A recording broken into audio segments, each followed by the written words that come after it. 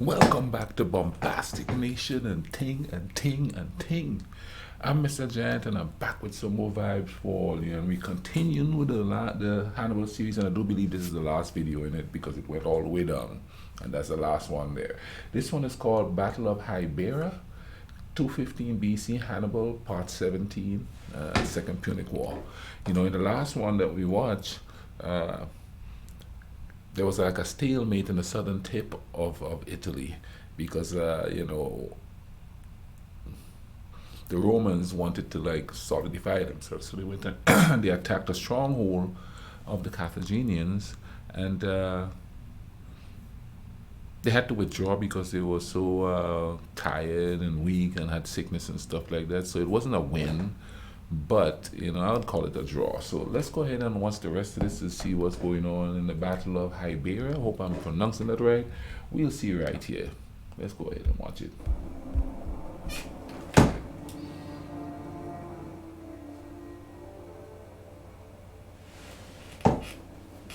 Having received orders from Carthage to lead his army overland at the earliest opportunity and join his brother Hannibal in Italy, Hasdrubal Barca continued his preparations after crushing the Tartessi rebellion earlier in the year. But in a detailed report sent to the Senate, he insisted they send him a successor with a strong army to guard Carthaginian possessions in the Iberian Peninsula. Hasdrubal asserted that even if all should go well, his successor in Iberia would not find it to be a peaceful province. This advice left a deep impression and received widespread support in the Carthaginian Senate. Throughout September and October, Himilco was put in charge of assembling an army of at least 20,000, along with an augmented fleet, and tasked with defending Iberia both by sea and land. Hasdrubal's assertions were not without merit. The stockpiling of provisions and the collection of tribute from the subjugated population to finance the upcoming campaign stirred up rumors that the Carthaginian army was leaving, which was enough to fan unrest among the locals. There was real See, once danger that's that once listen, Hasdrubal marched off to Italy, this is what happens. There's a rumor of the Carthaginians leaving, so now they're thinking, oh, we could just take over and stuff like that. But that's how it happens. You have a strong iron fist ruling class, but once they leave, everything crumbles. You got all these little sects coming up, and they all want a piece of the pie, and they all want a great piece of the pie, so they could take over and they could rule, and their people could be taken care of. So and I've heard some people say that when there's a dictator, whenever that dictator falls, if it's like a whole lot of countries that are part of that of the people that he's dictating to, then there's going to be problems because you live in a bunch of people who really doesn't know how to govern themselves without that person telling them how to do it. So then what you have is fight for control of places and stuff like that. So quite possible that's what's going on here. Let's keep going here. real danger that once Hasdrubal marched off to Italy, many of the tribes would either revolt or join the Romans. Himilco arrived in late autumn. That's the same thing with the Romans. They have those people there in Rome, taken care of like that, so it's easy for them to go to the other side. If you want to play a shooter where you can experience the rush, compete, win, and get recognized, Mech Arena is for you. This is the first mobile game that really tests you with balanced. By the time Hasdrubal received his reinforcements in Iberia, the third winter of the war had set in, and the fighting in all theaters had subsided. But trouble was brewing in Sicily. The Greek cities across the north and northeast of the island broke away, seeing their chance to gain independence from Rome. Then, at the turn of the year, the elderly tyrant of Syracuse, Hieron II, had died. For 50 years he was a loyal ally of Rome, but now the crown passed to his 15-year-old grandson, Hieronymus. Hannibal's successes in Italy convinced the young ruler to open negotiations on how to divide Sicily. Two envoys of Carthaginians, Taking advantage of a child. Hippocrates and Epicides, came to Hieronymus, promising that the whole of Sicily will be a Syracusan possession. Internal political conflict raged for another 3 months, but the pro-Carthaginian faction eventually prevailed. Hieronymus joined Hannibal's side with an army of 15,000 and another 4,000 under the leadership of Hippocrates and Epicides. In addition, Carthaginian ships in the area were joined by the Syracusan fleet. Syracuse now threatened to tip the balance of the war. They found an ally. Rome was rapidly losing control over Sicily. The island was a springboard for raids against the African coast. Furthermore, it served as a shield for Italy proper. Conversely, Carthage could now use the ports of Sicily to launch raids against Roman cities and more safely transport troops to southern Italy. The reinforcements that Hannibal was expecting could give him the resources for a finishing blow. And with some of the best Roman troops now at risk of being cut off, 2 of Appius Claudius's legions were withdrawn from Sicily back to mainland Italy, while the disgraced survivors of Cannae went the other way. Additional ships were sent to protect Sicily against a possible Carthaginian invasion, while the remaining squadrons patrolled Italy's coastal waters. It was then near Brundisium that a Macedonian ship was intercepted. The Romans boarded the ship, finding both Macedonian and Carthaginian diplomats, as well as documents that showed Hannibal and Philip were negotiating an alliance. From those on board, the Romans learned that this was just one of many diplomatic missions between Hannibal and Philip. Marcus Valerius Lavinus was put in charge of Roman forces in Apulia to contain the They Macedonians. found out my man Philip is talking to Hannibal. Meanwhile, Marcellus was overwhelmingly voted as one of the consuls for the year 215, thanks to his action at Nola. Tiberius Sempronius Gracchus, another capable commander, was chosen as his colleague. However, the Senate disapproved of having 2 plebeian consuls. They forced Marcellus to step aside in favor of Fabius Maximus, retaining the title of proconsul instead. With manpower depleted in some communities of Italy due to losses against Hannibal, Rome reverted to the Fabian strategy, avoiding conflict with the Carthaginian general.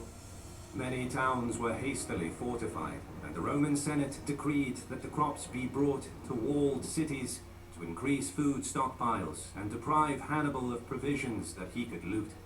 Farmers who failed to comply faced confiscation of land and property, as well as immediate imprisonment and Let's force them to do what we want. Unable to dislodge Hannibal and unwilling to meet him in battle, the Roman strategy was to contain him. With around 40,000 men at his disposal at Capua and another 20,000 under Hanno in Bruttium, Hannibal faced 100,000 Roman troops in southern Italy. In spring, Hannibal marched out of Capua, establishing his camp on Mount Tifata. This was a strong defensive position from where he was at hand to support his Italian allies and oppose the Roman generals in the area. The imposing mountains could be easily found by reinforcements and supplies coming from his Italian allies and Carthage. Across the Mediterranean, Hasdrubal completed the muster of his forces at New Carthage and moved north once more towards the Ebro. Knowing that an arduous journey lay ahead, he made sure to levy enough funds to secure safe passage, purchase additional provisions, and hire Gallic warriors on his way to Italy. But at the fore was the destruction of the Roman army in Iberia. The Scipio brothers were aware of Hasdrubal's plan. Word of his decrees and preparations had reached them. They understood well what is at stake. If Hasdrubal were to link up with Hannibal in Italy, That would spell the end of Rome. End of Rome, But boy. undefeated since disembarking in Iberia nearly 3 years ago, the Scipios enjoyed confidence of their troops and could count on the fighting spirit of their heavy infantry. They marched out of the camp and crossed the Ebro at Amposta, a town that defected to the Romans, and proceeded to attack Carthaginian allies. Moving upstream, a small detachment stayed on the northern side of the river, while Gnaeus led the main body of the army along the southern bank. Where's he going? Publius commanded the fleet up the river to support operations on land. The Okay. main target was the city of Hibera, the wealthiest city in the region. Strategically placed, it held a vital river crossing. From its fluvial port, it controlled the traffic of the lower Ebro. The taking of Hibera and the scorching of the surrounding towns and countryside would significantly delay the enemy's projected march. But then, Hasdrubal's army appeared earlier than expected. Oh man. Confident that Hibera could hold out behind its fortifications, he did not speed to the relief of his ally. Instead, he marched on Amposta. Situated at the mouth of the Ebro, the town was larger than other settlements in the vicinity and housed important grain silos. Its defenses, however, could not hold out as long as Hibera's. If Amposta were to fall, the Roman army and fleet would not be able to prevent the reduction of their main camp.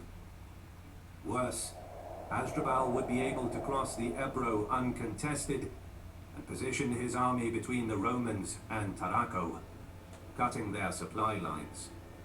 For the Carthaginians, their objective was clear. To continue their march to Italy, they had to overrun Roman positions north of the Ebro. They needed a battle of annihilation. Battle of Annihilation, boy. Thus, Hasdrubal clearly wanted to lure the Romans into a decisive encounter, and he succeeded. The Scipio brothers aborted the siege of Hibera and set out for Amposta. Besides aforementioned problems that the Romans might face, not challenging Hasdrubal would also hurt their prestige. Leaving a Roman ally to their fate would shake the loyalty of other communities. The Scipios had to act. Yep. On a plain just south of the Ebro River, the two armies deployed for a set-piece battle. The Romans deployed in their traditional formation, with velites in the front, 3 lines of infantry, flanked by the Italian allies and Iberian auxiliaries, who were in turn flanked by the cavalry. Hasdrubal placed the Iberian and Ligurian mercenary infantry in the center, flanked by the Punic and Libyan heavy infantry. Numidian light and contingents of Maori cavalry occupied the right wing, while the Iberian and Libyan Punic cavalry were on the left, with elephants behind both wings. I tell you what, though, Being on the man. south You in side- battle, and there's elephants in the battle. Oh Lord, but you see, then again, that would be kind of like the same feeling about tanks coming at you. The difference, well, you could disable the tank, but it would be harder. But you could kill the elephant, especially with today's firepower. But can you imagine back then? All you have is swords and bow and arrows, and these big elephants just coming down on you like that. That's got to be scary. I did see a movie about Hannibal.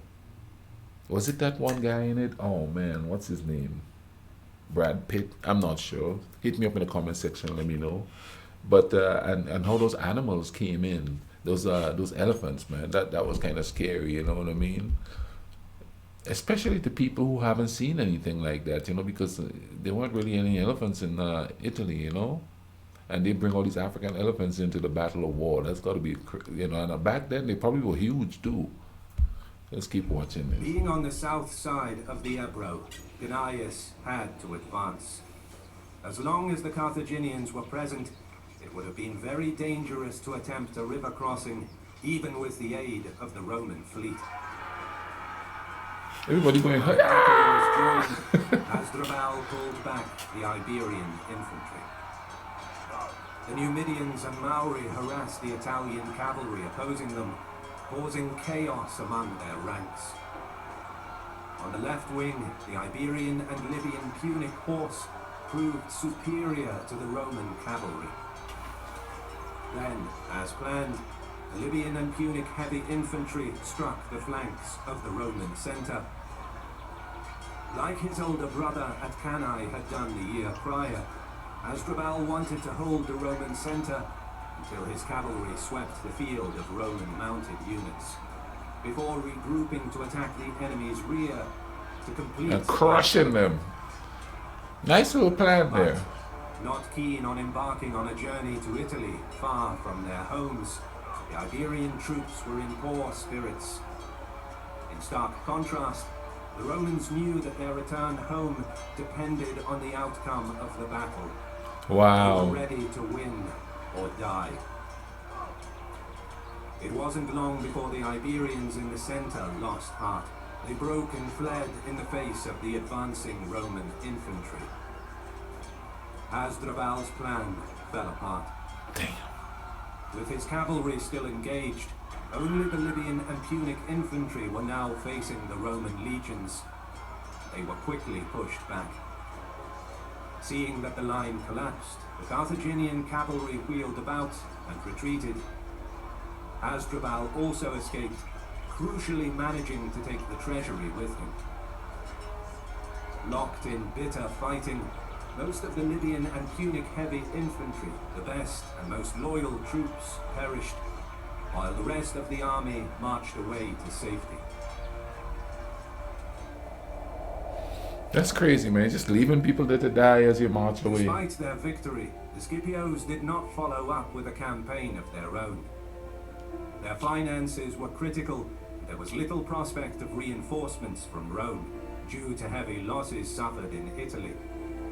As experienced generals, the brothers knew that their position was precarious against the vast resources of Carthaginian Iberia. They could not risk their army in major encounters for the time being. But their victory pushed the Carthaginians out of the Ebro Valley. The wealthy city of Hibera surrendered to Rome, and with that came the usual hostage-taking, punitive payments, and the obligation to provide auxiliary troops. The submission of Hibera meant that other important fortified Iberian towns in Illa Cavona, such as Intibili and Ildum, also surrendered to the Scipios. Now, the Romans could use the length of the Ebro to move troops and supplies, launch small-scale raids to destabilize Carthaginian rule in the area, and apply pressure on the tribes that lived along the river to join Rome. But most crucially, the Scipios had not only prevented their own expulsion from Iberia, but also the doubling of Carthaginian forces in Italy, something which Rome would not have withstood.